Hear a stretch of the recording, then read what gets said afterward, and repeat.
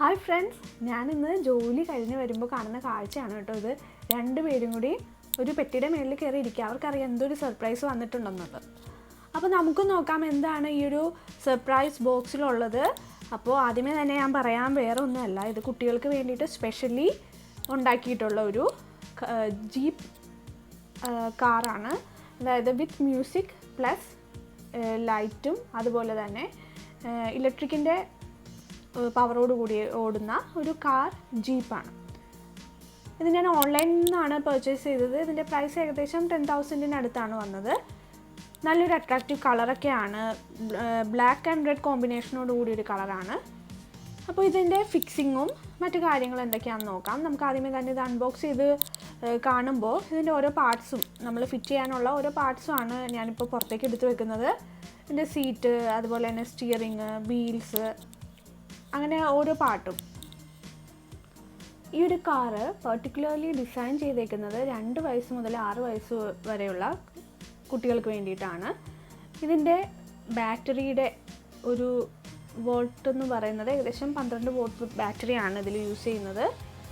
പിന്നെ dual mode electric കാറാണിത്. അതായത് നമ്മൾ 2 രീതിയിൽ നമുക്കിത് ഓപ്പറേറ്റ് ചെയ്യാം. ഒന്ന് റിമോട്ട് കൺട്രോൾ യൂസ് ചെയ്തിട്ട്, തീരെ പ്രായം കുറഞ്ഞ കുട്ടികളാണ് അല്ലെങ്കിൽ സ്വയമേ ഓടിക്കാനായിട്ട് ഇതുവരെ ആയിട്ടില്ലാത്ത കുട്ടികളാണെങ്കിൽ പാരൻസിന് റിമോട്ട് കൺട്രോൾ യൂസ് ചെയ്തിട്ട് അത് ഓടിച്ചു കൊടുക്കാം. അതുപോലെ തന്നെ കുട്ടികൾക്ക് ഒരുവിധം ഏജ്ഡ് ആയിട്ടുള്ള കുട്ടികളാണെങ്കിൽ അവർക്ക് സ്വയമേ തന്നെ അതിൻ്റെ ആക്സിലറേറ്റർ യൂസ് ചെയ്തിട്ട് ഓടിക്കാൻ പറ്റുന്നതാണ്.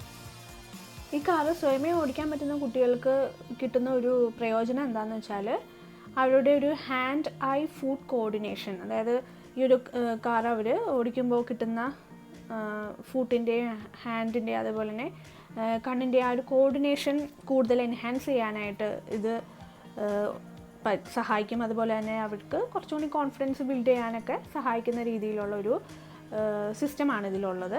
ഇനി ഇതിൻ്റെ ഡിസൈനെ പറ്റി പറയുകയാണെങ്കിൽ വളരെ റിയലിസ്റ്റിക് ഡിസൈനാണ്. അതായത് സാധാരണ നമ്മുടെ റിയൽ കാർ എങ്ങനെയാണോ അതിലുള്ള പോലത്തെ ഹോൺ, അതുപോലത്തെ തന്നെ ഹെഡ്ലൈറ്റ്സ്, ഇൻബിൽറ്റ് ആയിട്ടുള്ള മ്യൂസിക് സിസ്റ്റം ഉണ്ട്, USB ഉണ്ട്, അങ്ങനെയൊക്കെ ഉള്ള ഫീച്ചേഴ്സൊക്കെ ഉള്ളതുകൊണ്ട് ഒരു റിയൽ കാർ ഓടിക്കുന്ന ആ ഒരു എക്സ്പീരിയൻസ് തന്നെ ഇത് കുട്ടികൾക്ക് കൊടുക്കുന്നതാണ്.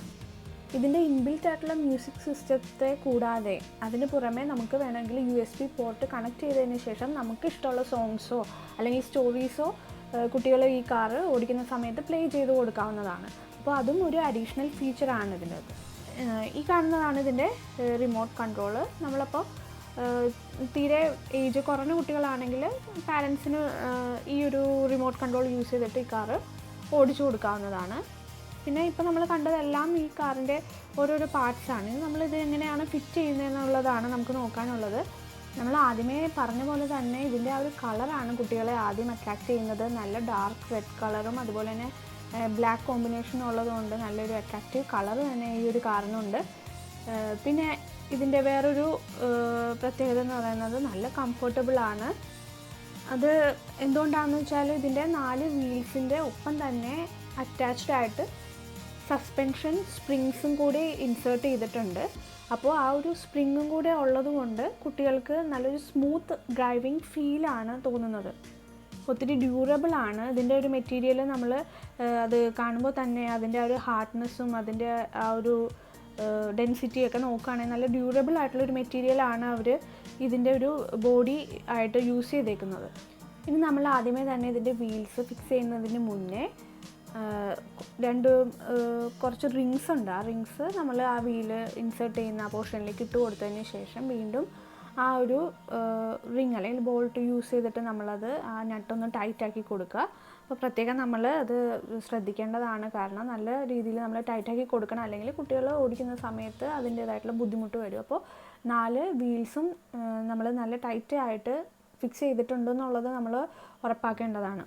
പിന്നെ ഇതിൻ്റെ ഫിക്സിങ്ങിനെ പറ്റി നമുക്ക് യാതൊരു വിധത്തിലുള്ള കൺഫ്യൂഷനും ഇല്ല, കാരണം അത് അവർ പ്രൊവൈഡ് ചെയ്തേക്കുന്ന യൂസർ മാനുവലിൽ തന്നെ വിത്ത് പിക്ചർ ഓരോന്നും സ്റ്റെപ്പ് ബൈ സ്റ്റെപ്പായിട്ട് അവർ ഡിസ്ക്രൈബ് ചെയ്യുന്നുണ്ട്.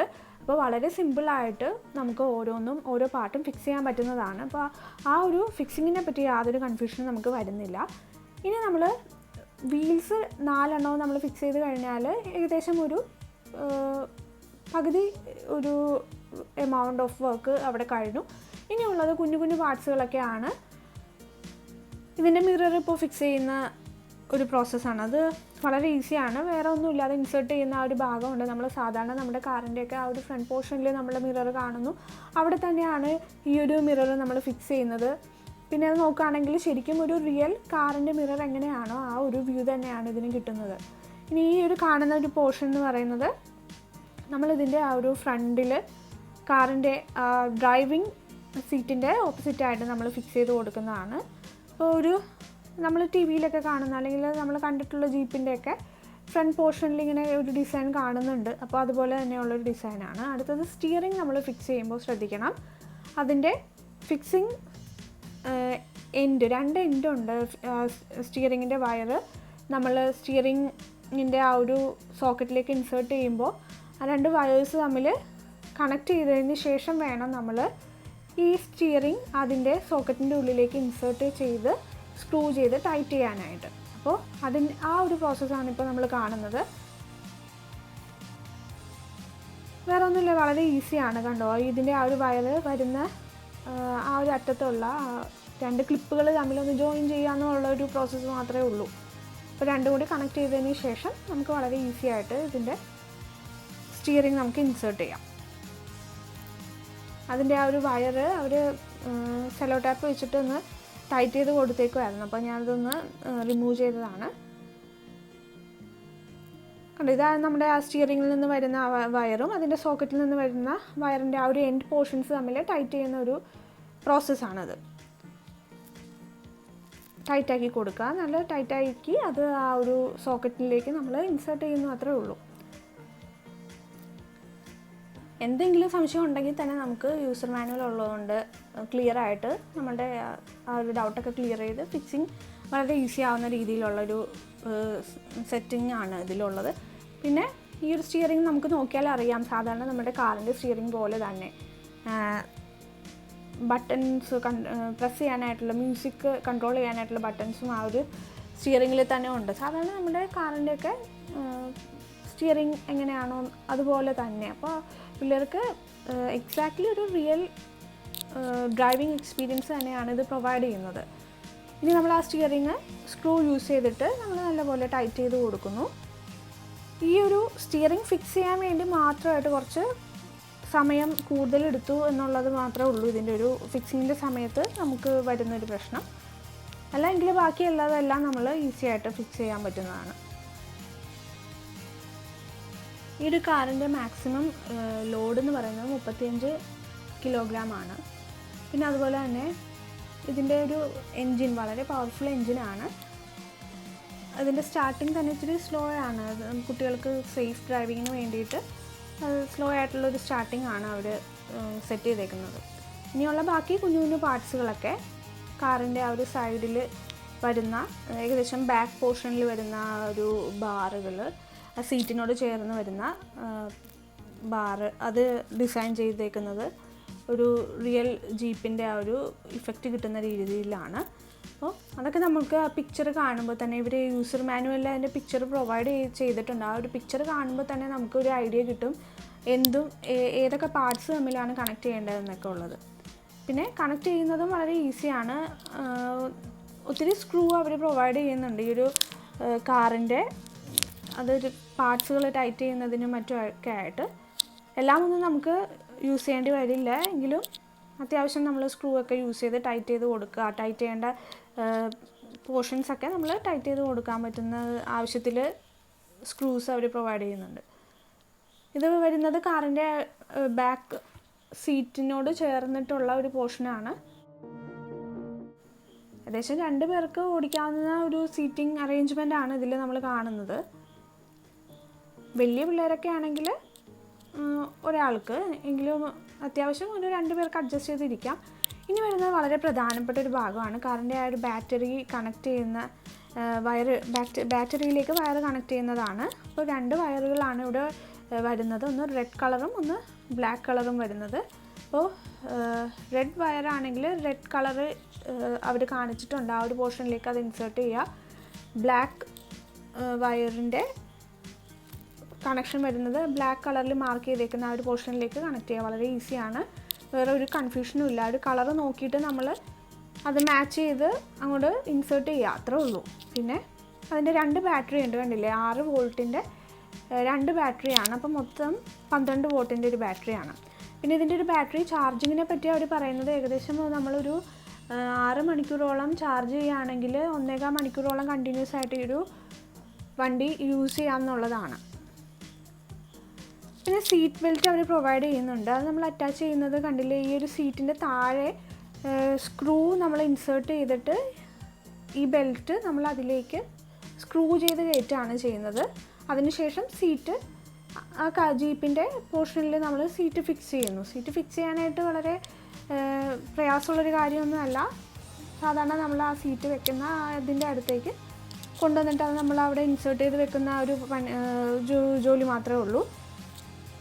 പിന്നെ അതൊന്ന് സ്ക്രൂ യൂസ് ചെയ്ത് നമ്മൾ ടൈറ്റ് ചെയ്ത് കൊടുക്കുന്നു, അത്രേ ഉള്ളൂ. അപ്പോൾ നമുക്ക് സീറ്റ് ബെൽറ്റ് വേണ്ട എന്നുണ്ടെങ്കിൽ നമുക്കത് വെക്കണം എന്ന് നിർബന്ധമില്ല. എങ്കിലും നമ്മൾ ചെറിയ പിള്ളേരൊക്കെ ആണെങ്കിൽ അവരുടെ സേഫ്റ്റിക്ക് വേണ്ടി നമ്മൾ സീറ്റ് ബെൽറ്റ് വെക്കുന്നേ ഉള്ളൂ.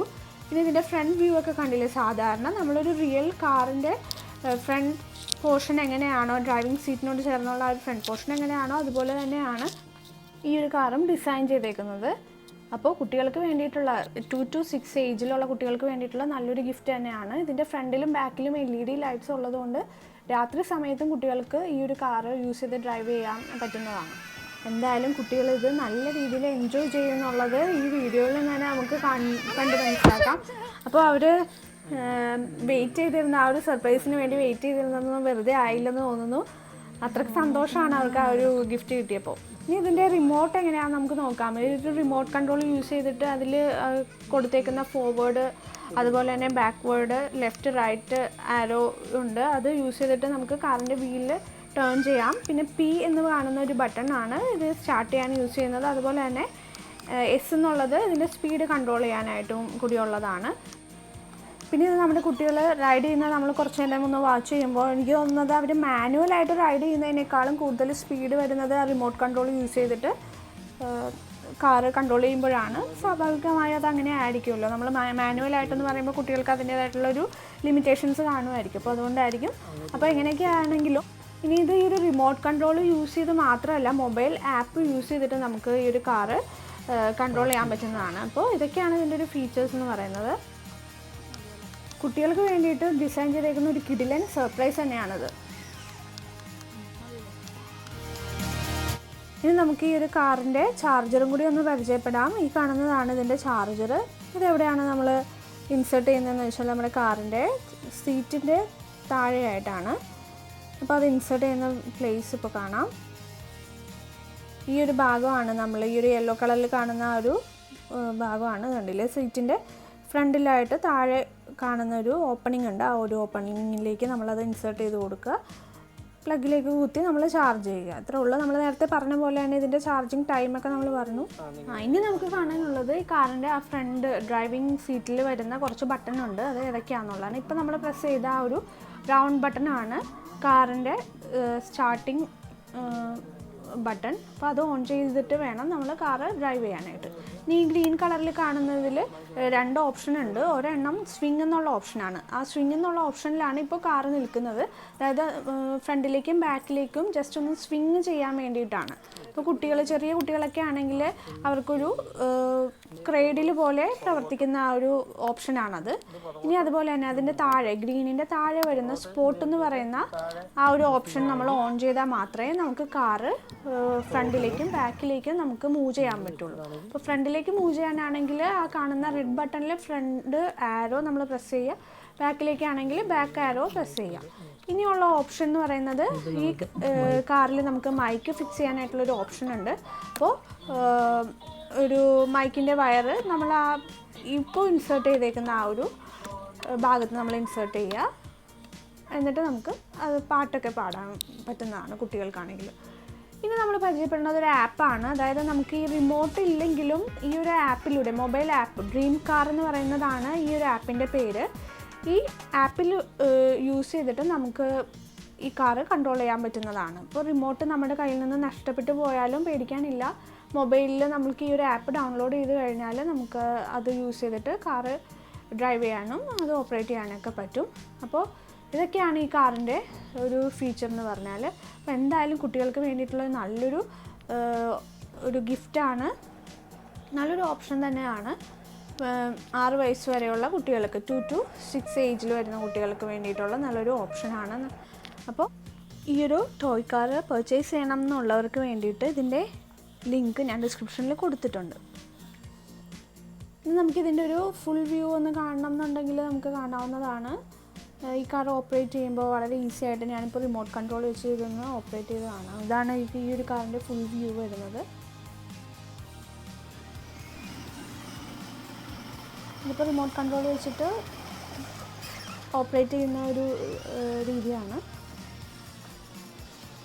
നമുക്ക് വളരെ ഈസി ആയിട്ടും കംഫർട്ടബിളായിട്ടും ഇത് ഓപ്പറേറ്റ് ചെയ്ത് കൊടുക്കാവുന്നതാണ്. അത്യാവശ്യം നമുക്ക് സ്പീഡ് കൺട്രോൾ ചെയ്യണമെന്നുണ്ടെങ്കിൽ കൺട്രോൾ ചെയ്യാം.